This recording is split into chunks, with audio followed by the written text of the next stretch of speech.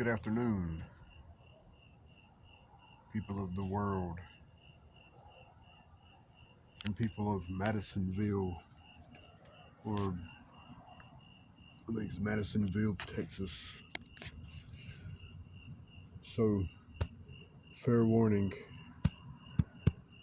for anybody who comes to this place,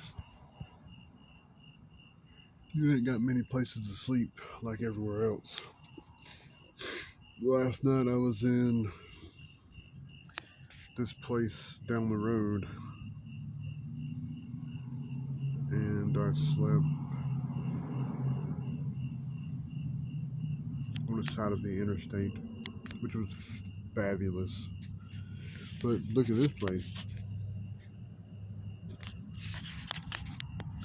I feel like this is gonna be fabulous too, but man, I called the cops today and I asked them where I could stay, and they pretty much told me to hide. And I'm doing the opposite of what they told me to do. I mean, the only thing I got going for me is laying in front of the social services building, and I can say, "Hey, man, I'm in line." You know, such place is so busy. You know, I'm just waiting in line. But if all goes well, the officer would be like, "Hey, there's a man laying in front of the social services building. Clearly, he will have services first thing in the morning, right?" This is theory. I mean, that's what I would do. And then before I got off work, I would circle back around. If he was still there, it would probably be a problem. But I mean, that's what I would do if I was the police. I mean, it seems logical, but everybody's not perfect. Not like me, you know what I'm saying? I'm perfect. You know, that's just how it goes. I mean, except for my stubble. I don't care what that pastor man said. I'm perfect. Accept it. And you might be too. And if you ain't, it's your own problem with your own subconsciousness and your own. And I'm with confidence and knowing. And if you ain't perfect, that's your problem. I got my own problems. Even a perfect man has problems. But anyway, so I'm hoping that. So I talked to Walmart. They that's the regular Walmart, and it's everything is like it's like close quarters, you know. But apparently it's still open, and it's been like 20 years since they expanded. But they were cool. They watched my bag, and I stopped by Dollar Tree like twice a day, and I told them, you know, some truth, some radical truth. You know how I get sometimes. Her name was. Who cares what her name was?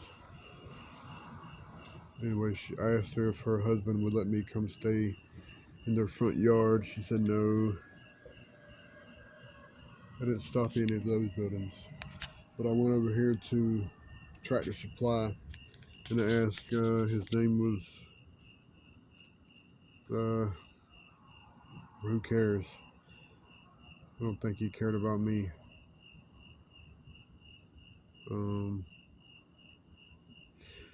you know, micro expressions and whatnot. He was cool. He said that I could sleep back there behind the building. So I got back there behind the building. As I went back here, you go between Dollar Tree and where that lady stood over there. Go back there, and I'm telling you, it's like wide open with no roof. At least right here, they have this roof. If it goes to raining, you see where it'll splash.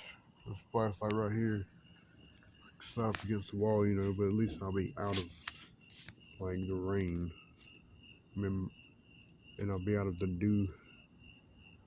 But I don't care anymore. I see now what the guy was talking about. I just don't care. I mean, I'll sleep over there.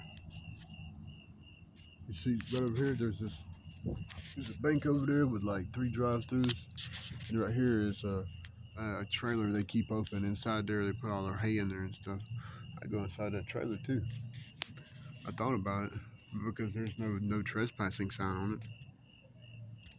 I mean, what does a cop expect a homeless man to do?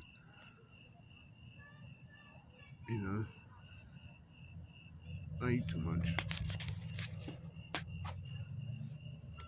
I'll go over there and go to sleep in that doggone trailer over there with all that hay and that soft hay, man. I don't think they care.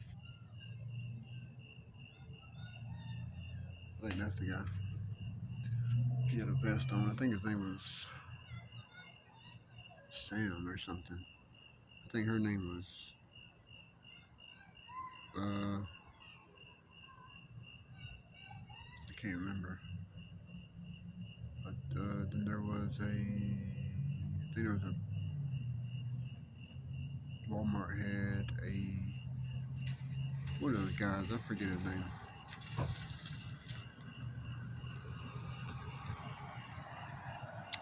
So if you're ever in this place, uh,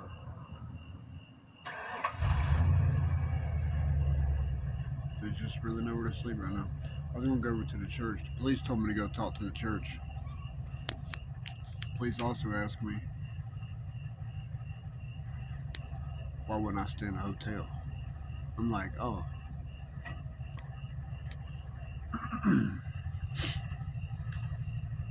better pull myself together, because sometimes, you know, there's a lot of times I can't tolerate it. Like the last time I was really triggered, I was talking to this girl online, right? Just an old woman who answered the phone after I called some spam, and then she called me, and then I'm like, I'm just, she might have some message, she might be from God. You never know. She might be God, for Christ's sakes. Being how I'm like non-dualistic, I'm like, you know, esoteric. God isn't male or female. He isn't positive or physical, or positive or negative, or physical or spiritual. He is an electronic ball of stuff, you know. Anyway, so I say it's such and such over here, like it was like a Friday or something, and she says, "Oh, it's like it's like a Saturday." I was like, "It's Saturday here. It's Saturday such and such," and she was like, "Oh, it's Sunday over here," and I'm like, "Hmm, way to go, hero. You really got me on that one." And I just thought to myself, clearly, when someone causes such great confusion, they have no desire to be a part of your life. They have no desire. It's a fact. They have no desire to co-create. They have no desire to be a part of your spirituality. They have no desire to be around you. Trust me. And I'm like, I hung up without saying anything, and then I called back, and I'm like, I'm sorry. Some days I would laugh. I should be more funny. I should laugh at that, but I just couldn't. I wasn't. I just couldn't tolerate it today. It was just, you know, I judged. I judged so fast. It was just like, judge, But oh, and then Dusty Cop asked me, he's like, and I was talking about my tent. I was like, I got my tent, I got this, I got that. He was like, well, won't you just stay in the motel? And I'm like, oh yeah, because you assume that if I had money to stay in a hotel, I would call you and ask you. And I just paused and I was like, remember, they're not as strong as me and they will abuse their authority. They sure will. They're not cool like me. They're not perfect like me, but they will abuse their authority. And it's like, ooh, we gotta be careful because they will abuse their authority. They ruin a good day just because. I'm like, oh no, I'm sorry, sir. I'm broke. I don't have money for that. That's you. I'm telling you, I'm trying to get my business started. Trying to grow my brand. I don't have money right now. and he told me to hide in the woods. And he said he would let the next shift know. Well, cool, thanks for that. But I'm not hiding. What do I look like hiding for? Be back there with criminals? I'm crazy. I'm gonna set my tail right here under these lights. You lost your doggone mind, fool. I don't know what you thinking about. Mm-hmm. Fire department right there. I bet I scream loud as I can. They hear me. I'm safe. That's all I know and that's all I care about. But you know what? I can't think about that because out there on the highway, like especially in Georgia, man, there's like, I don't know, I can't even remember. Like stretches of road that's like 10 miles. And the only thing there is like an overpass. I mean, there's overpasses over there a lot more comfortable than these. But I don't know why I feel that way today. Because I've camped out and hid beside the road. Like, and I've slept in so many strange places now. It's so different. I feel so different. I'm not ready to return to a home though. I'm not ready to return to a soft bed either. But I do miss a fan. I do miss a fan. I don't think I would ever be ready. I just want to keep going on and go to Hawaii. There's a lot of fruit over there. I don't need a bunch of money over there. And you see what I'm saying? You hear that? You know what I do. You know what I do, boy. I'd get those ordinances on point, son. I just can't. I can't tolerate it anymore. It's just. Mm-hmm. Now I know, like you beating and banging your drums, your kickers, your rifle fire gates, your pioneers, whatever it is, in the middle of the night with your music. You already know it. Douchebagging, son. Call me douchebagging. The brother of Bilbo, in case you ain't ever seen Harry Potter. I'm talking middle of the day, middle of the night. You come do banging, mm, we ain't tolerating that. And that stuff, if I had to write laws myself, I'd have a stack of tickets on the desk. I'd make so much money writing tickets, they'd be able to build doggone sidewalks. I won't have to walk in the middle of the road. Cause I'm not walking in that grass getting my boots wet, man. You get your boots wet first thing in the morning time, it's over with. Your socks is wet all day. No, not me. I learned my lesson. I get my socks wet. I walk in the middle of the road.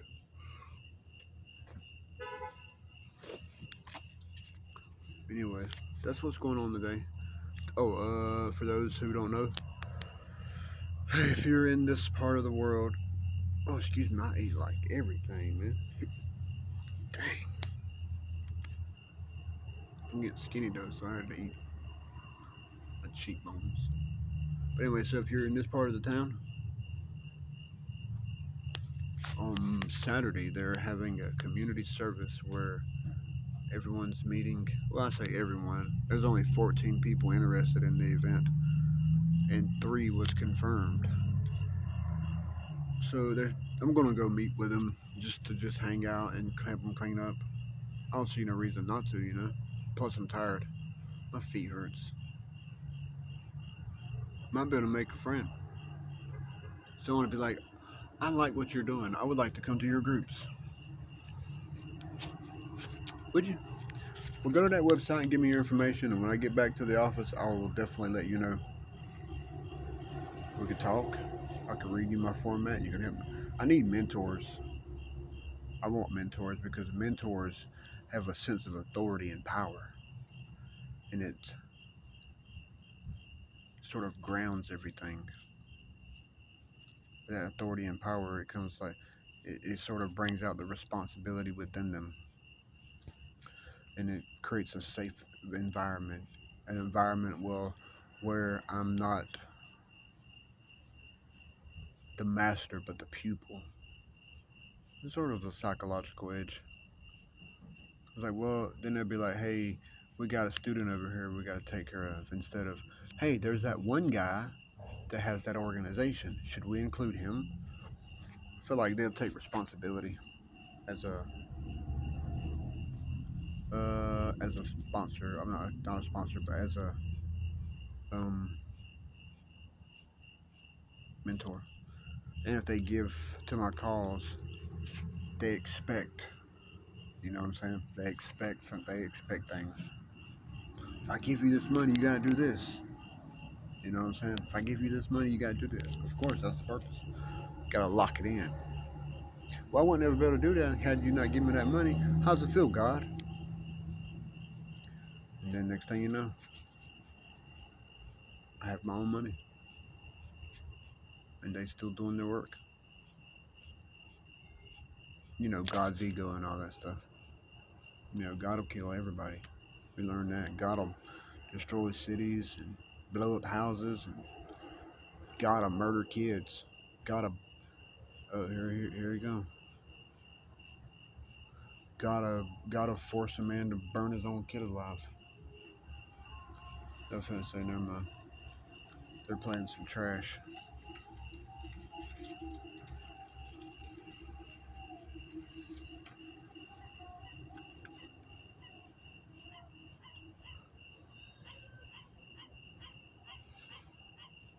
So, guess they're gonna.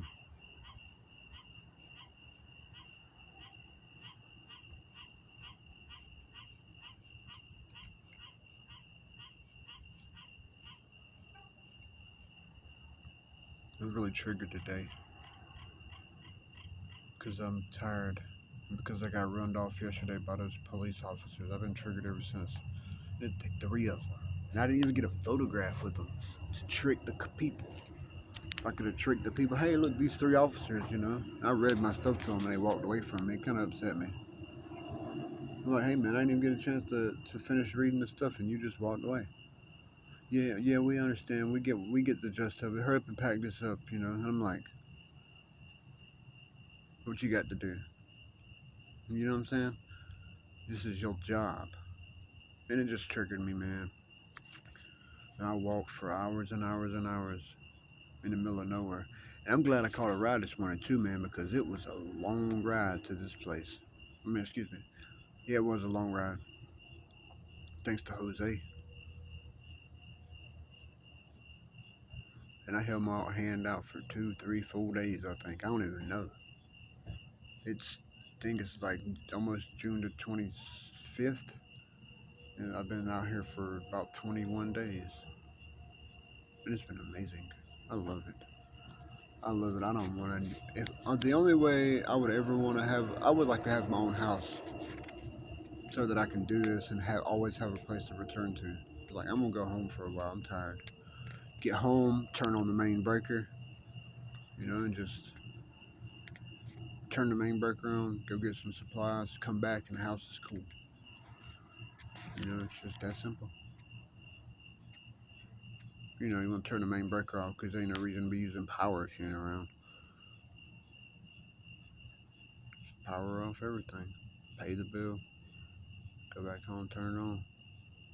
That means I gotta learn how to trade a dime every now and again, turn into 2 dimes, turn into 3 dimes, turn into $1, turn into $2, and then one day I don't need to trade but like once or twice a month, and that'd be sweet.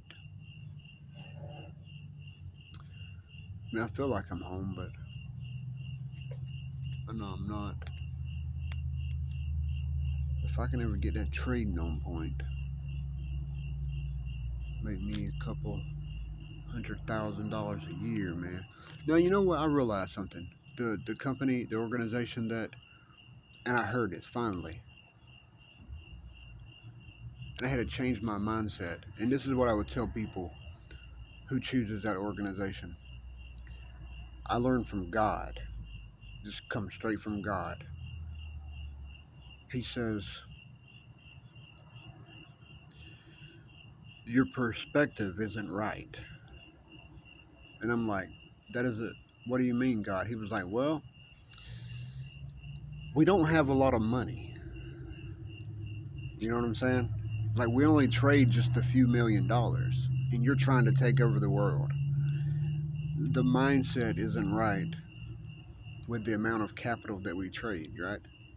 So it's like, if you want $1,000 a week, $1,000 a day, $500 a day, that's one thing. $10,000 a month, that's one thing. But to expect to make 100, 200, $300,000 a month with a company that's barely got that much money, he says you're not really lining up with the agenda. He's like, you'll take all their money and you'll collapse the company because you're taking all their money and they can't make it fast enough or something, right? It was like a perspective, it was the enlightenment that comes from God, right? Like, they don't have that much money. They're they're barely getting by. You could probably make it with 10, 20 grand a month, but 10, 20 million dollars a month, you'll ruin the company because they just don't have that much money. They're a small company. And I was like, oh, that makes sense. Why didn't I think of that? I'm thinking they have like an unlimited supply of money, and they don't have an unlimited supply of money. They only have a little bit of money to trade with, and apparently I don't know, they take on, they sort of adopt those that the traders who are learns how to trade, and apparently it becomes like a family. It's like, here's you some money, here's you some money, here's some money. Have a good day. You know what I'm saying? Because you can't take all the money. It's like, it's one thing to trade the Dow. Okay, it's like, well, that's one thing. I think like 20 something thousand dollars. Billions of dollars tied up in that, or the S&P. But to trade currencies, you can't make that much money. Not unless you're trading with multiple accounts. And then I was like, oh, that makes sense. I've been greedy the whole time. Apparently, God really don't like greed. I was like, oh, that makes sense now. Now that you said something about it, thank you. So I had to focus on small things like, let's just say $1,000 a day or something. You know what I mean? That's plenty. If I go from nothing to $1,000 a day or $5,000 a week, and I can't manage a life with $5,000 a week, that's about 200 and something $1,000 a year. 261, I think, because there's 52 weeks in a year, and the market's only open on Mondays and Fridays. So it's like 5 days time. It's like a little under $300,000 a year. That's not money. I mean, that's a home and some good investments and some good compounding interest over the next 30 years. But as far as like breaking the bank, it wouldn't take no. It would just take it'll take a few good shorts. You're watching the movie The Big Short, where they shorted the housing market, and it'll take a few big shorts, and then their company will be like asking the government for a bailout. Apparently, I don't know the truth, but that's sort of the impression that I received. So it like makes sense. I guess I'll slow down, do a dime, do two dimes, do four dimes, do 8, 12, excuse me, 8, 16, 32, 64, $10, $20, $100, and then have enough. That's the theory, that's the idea. So that's what I'll start doing. It's taking it slow. Been doing pretty good at practicing though. I had a I grew my practice account by 600% finally, and then I just stopped practicing because after a while you can see It's like, oh yeah, I see. Yep, that's going up, that's going down, that's going up, that's going down. But then there's also a situation where it's like, whoa, because you don't want to get caught up on the reversal. You get caught up on the reversal, it's like, oh, yep, it goes against you. So sometimes you gotta wait patiently for you to know. Sometimes I look at it and I'm like, oh no, I don't want to know. Some other days, like, yeah, I know what this thing's gonna do. Bloop. And then that's confidence. It's like, I could do this a couple times a week, a couple $1,000 a week. Give me a nice car, give me a nice apartment, maybe buy me a human from the Philippines or something. No, I'm just kidding. Maybe buy me some clothes, maybe take my girl out for dinner, lunch, get my teeth fixed, get some good investments rolling in before I get too old, do some traveling. Very simple. But that's only because I'm here.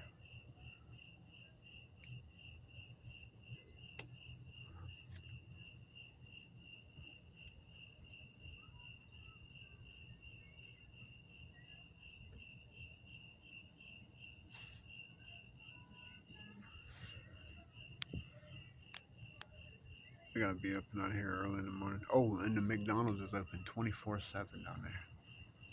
And they didn't even hesitate. When I got some coffee a while ago, I asked them, they asked me how much cream and sugar I want. I said, a lot. And they was like, y'all right. And they brought me a handful of cream. I'm like, yes. And then they gave me this whole tray of sugar. Big old thing of sugar. I'm like, yes. All those other cheap McDonald's with like 1 or 2 packets of sugar. What are you thinking, man? I need a lot. And they gave me a lot. They gave me so much cream, I had to give them back too. I was like, perfect. God, perfect.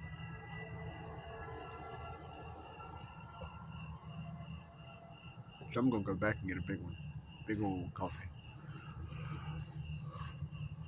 It's good though, a large in the morning. It's good too. It ain't as strong as I want it. I want it black strong, like latte strong. I should probably go to Walmart right now and get like 5 of them and go to Dollar Tree. Wait, I might better do that right now. I got 30 minutes so that I can wake up and get jacked up instead of waiting. But it's good to wait sometimes.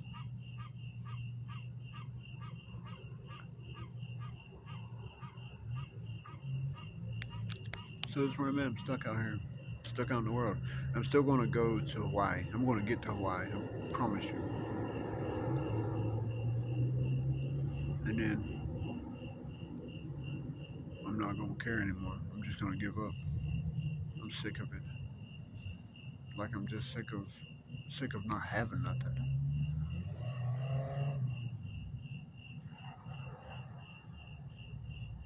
You know? I don't know if you ever felt that way, but to those few people out there who've never had nothing, oh, it gets old quick, son. Just sick of not having nothing. Never had anything. And when I did have something, I worked so much, I started hating my job. That's stupid. I mean, that's stupid, man.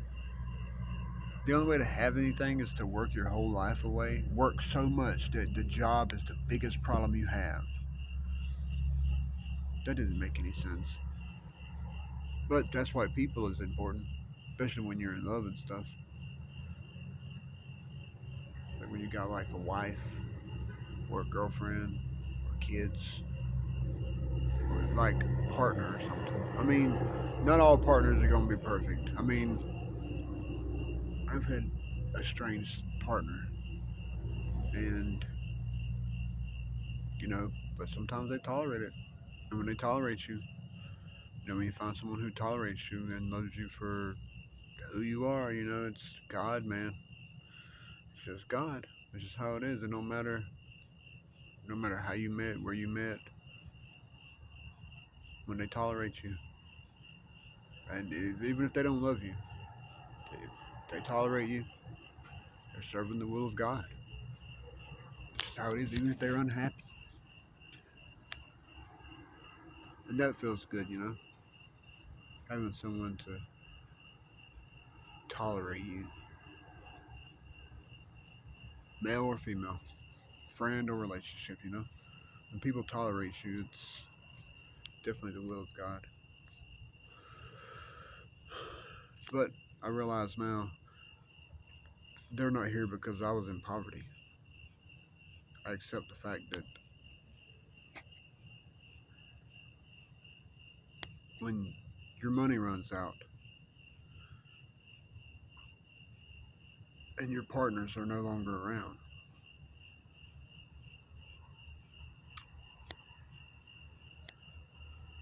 go easy into that dark night because you're right. The money is the only thing that matters. I hate to think that, man, but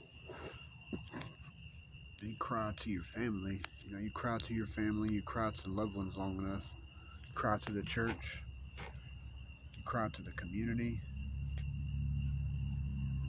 That's how I feel tonight. It don't matter. The only thing that matters is money. And it's unfortunate. I mean, that's why I need a lot. I need the most. Because with money comes success. Like with money, you can become successful. Like with enough money, you can live undercover. For example, right over there or right over there, there's a business front. Like right there in Mount Vernon, right my hometown, the historical district. There's one, two, five businesses that are crumbling to the ground, and no one cares because they don't. They just don't care. And it's whatever. But with a lot of money, you can fix it up. You can buy it, fix it up, turn it into a business. I mean, you might not have any customers, but as long as you have the money to pay the business fees, if you're selling perishables, you can always buy more, recover your losses, and especially if you got plenty money, you can just wake up and go hang out at work all day, living under the cover. I wake up, I go to work. Yeah, but that place ain't making no money. Who cares? It's a business. It's a functional business. It's just the arguments we would have with our own self. That place ain't nobody coming in here. Okay, so that's no one's problem. It's my electricity, my building, my merchandise, my whatever. It's who cares? It's success. It is a successful business, and it's being run by me. No matter if there's nobody comes in here at all, it's successful. Undercover. It's a front. I'm okay with the front. Just like I'm okay with living in suburbia. The front of suburbia. It projects what I want. I want clean grass. I want soft grass. I want clean neighbors. I want people to wash their hands like me. I want people to sanitize their doorknobs. I want to be around clean people. And even if I'm not clean on the inside of my house, maybe I don't sweep or something the way I'm supposed to or vacuum, the outside's clean. The world knows I'm clean. Besides, if you're not clean, your home will reflect it.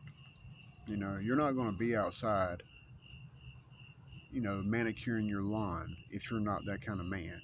You know what I'm saying? You're not going to be living in suburbia, out there acting in the heat if that's not what kind of man you are. You're going to live by your means. You know it. You know. Even people who lives in a trailer park, so to say, or the hood, they usually reflect who they are. Clean grass, clean porch, no litter, no cigarette butts. You can take a Section 8 apartment and make it quality. It can be high quality. Be a high quality living area for a high quality person. And you know it. Our community's the same way. Just like several communities I've been through. You know, you go through some. You know, it's the same thing with Houston. I didn't realize how it was, but on the outskirts of Houston, man, it's like brand new. I'm like, wow, this place is brand new. This is amazing. But then when you get inside Houston, it's like, oh well, that makes sense. People just gives up apparently. You know, it's like it changed. And New Orleans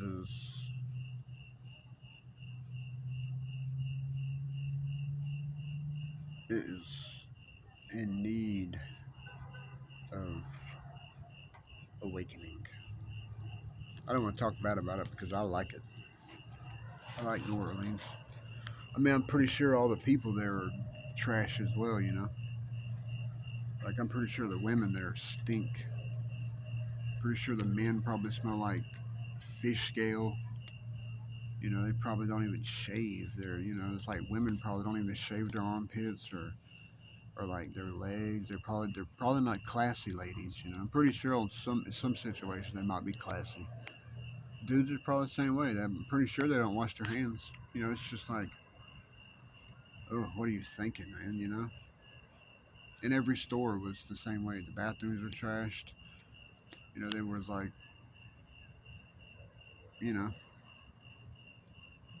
it's just,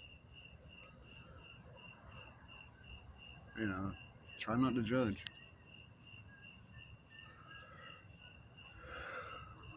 So that's how I feel tonight.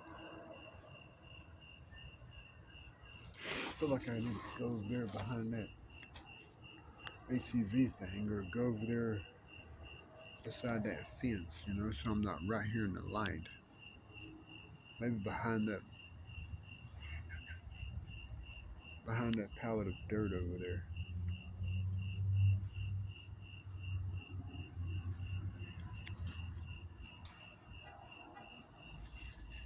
But Atlanta's the same way, you know. They litter in Atlanta. They litter everywhere.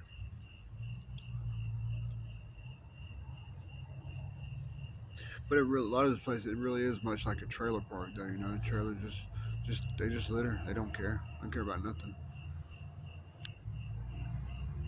But of course, we as investors would never let people like that live in our houses, because that's why you got to go through these extensive checks. You know, you got to be cleared to be able to have access to such a quality home. You know, never mind being able to afford it. You also got to have a history of, you know, a good history,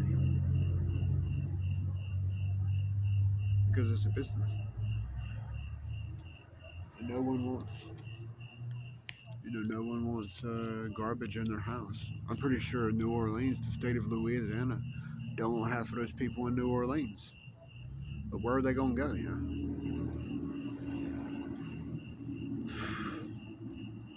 where you, oh, excuse me. Where would they go? You know. Oh, I got some other videos to edit as well, you guys. So it might not be. It ain't gonna have the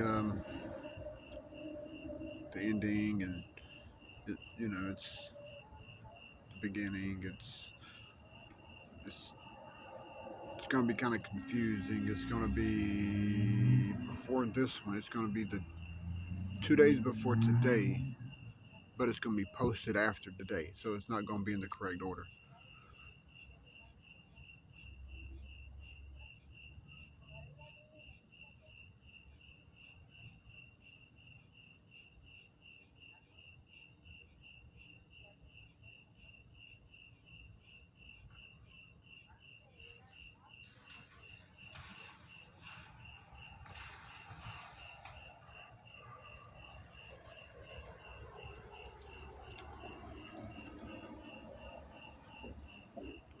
So did you guys check out that William Cooper, The Hour of the Time podcast? You'd like it. You love it. I love it. Talks about Babylon and the way the Christians worship God and stuff, you know.